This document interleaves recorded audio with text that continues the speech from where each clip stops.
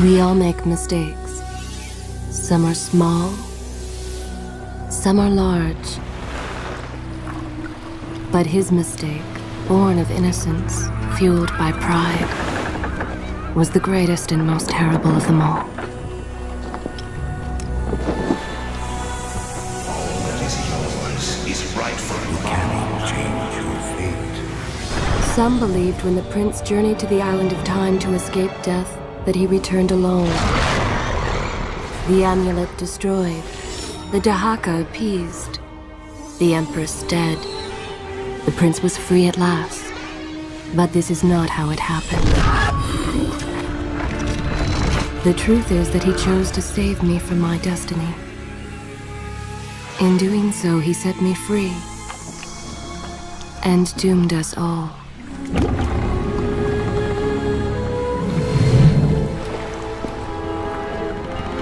Prince, of all the possible futures, this one held the most promise that something has changed. Do not worry, Kaileena. No harm will come to you in Babylon. I promise. Look, we are nearly home.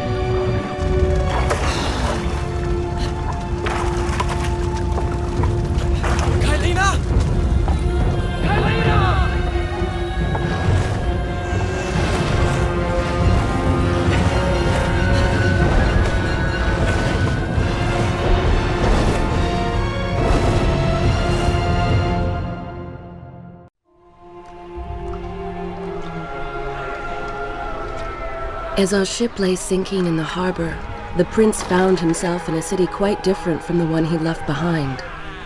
The normally busy wharves were now decimated.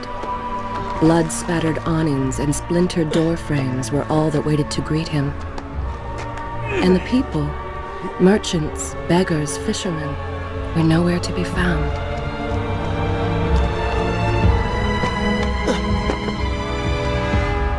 Others had taken their place.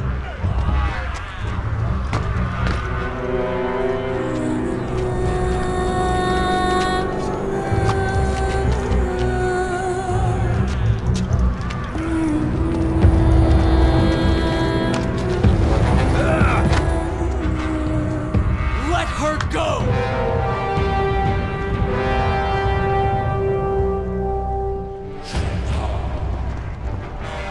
The prince made his way along the torn and blasted district, haunted by visions from his past. The dockside tavern where he'd spent many late nights was now reduced to cinders.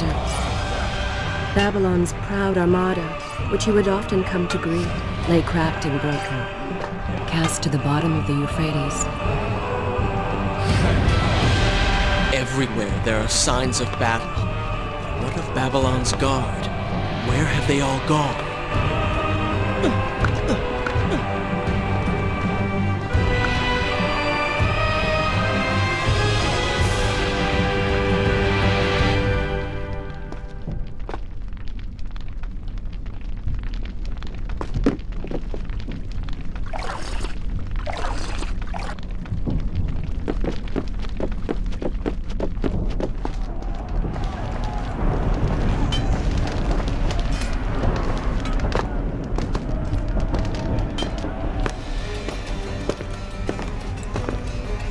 Why is it that every time disaster strikes, I find myself without a proper blade? Still, it's better than nothing.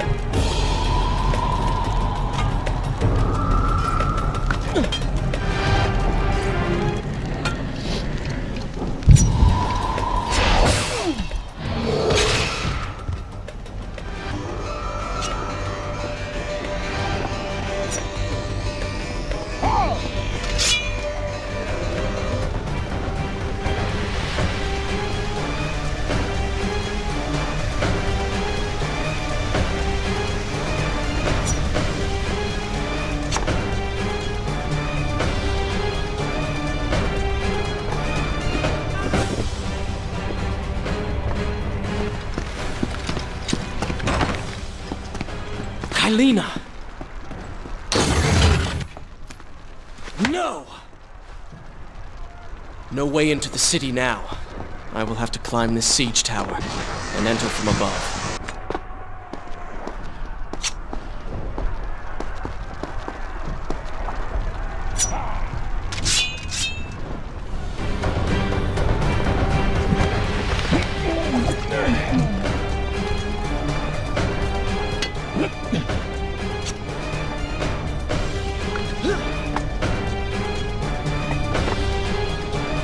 I can sense the others who have passed through this place, intent on bringing harm to my family. 4 weeks I've been at sea, and every day spent dreaming of my return to Babylon. But never, in all my visions of the future, did I suspect a homecoming such as this. War. It is the only answer. But war with who? And why?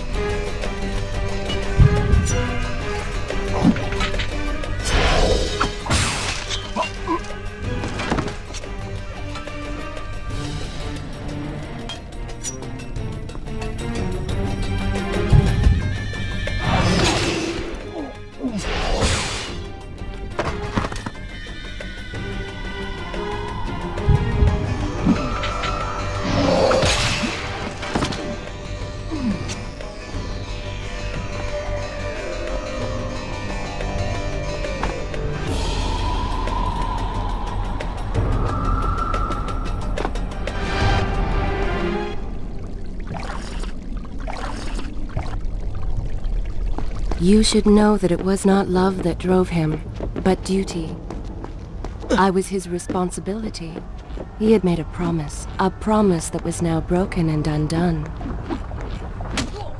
As with all mistakes he had made, the prince meant to fix this.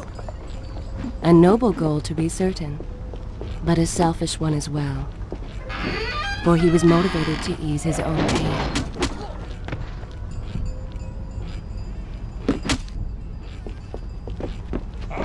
I know these streets. Knew them anyway. I must keep pace with Kaileena if I'm to find the one responsible for this.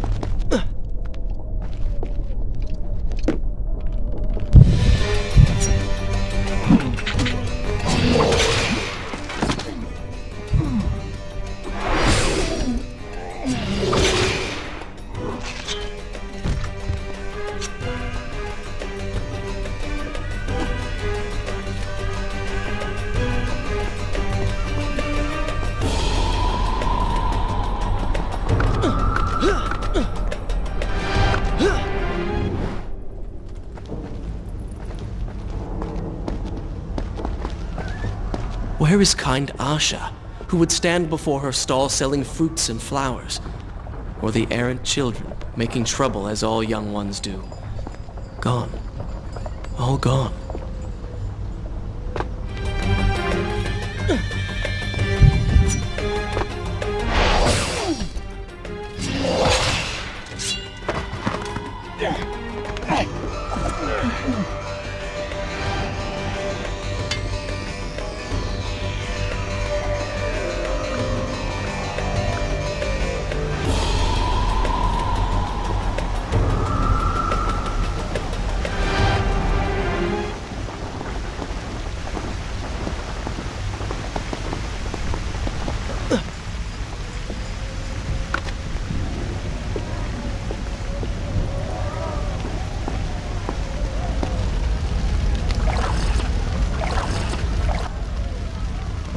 Home.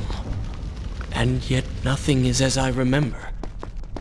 Objects once familiar and comforting now fill me with uncertainty and dread. What has happened here?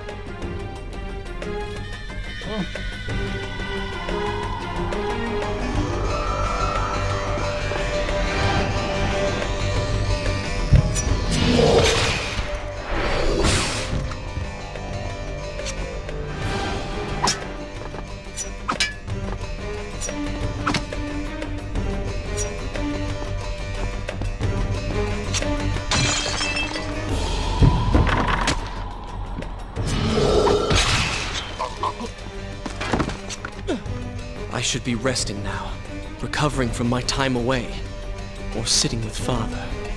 Instead, I'm forced to run and hide, sneaking about like a common thief, hunted in my own city.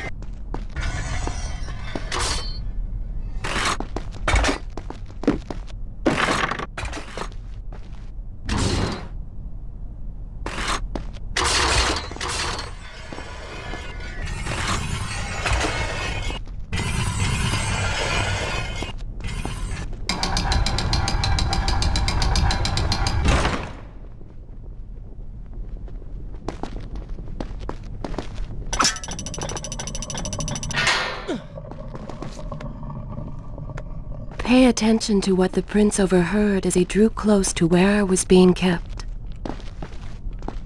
Many years ago, I journeyed with the Maharaja of India to the island of Time, intending to claim its secrets. What we discovered was a barren, ruined place. Its halls deserted, and its guardians gone to sand.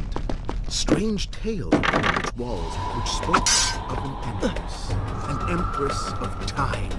But of this enigmatic creature, there was no trace. We returned to India with treasure nonetheless. A staff, a dagger, an empty hourglass covered in jewels, and books. Such secrets. Even then, I was afraid. I knew that my time would soon be over. The books showed me that life eternal was not beyond my reach, but it required the essence of the Empress herself, the power of the sand. But you were gone. They were gone. So I thought. I turned my attention towards other pursuits and left that dream behind. But then, 4 weeks ago, the dagger stirred and showed me things. Whispered to me in my soul. It drew me here, towards Babylon. Alas, the Maharaja did not share my vision, would not grant me leave. So I slew him, claimed his kingdom, his army for my own. Nothing would stand between me and my desire. Recklessly, the prince drew his weapon and charged forward, intending to rescue me.